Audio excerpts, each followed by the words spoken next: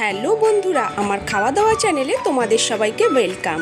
Soybean এমন একটা স্বাস্থ্যকর জিনিস যেটা আমার বাড়ির লোক, আমার বাচ্চারা সবাই খেতে খুব ভালোবাসে। আর তাই আমি নিরামিষের দিন সোয়াবিনটা যে কোনো উপায়ে বানিয়েই থাকি। আজকে বানাবো আলু পটল দিয়ে সোয়াবিন। এটা আমি কুকারের মধ্যেই রান্নাটা করব।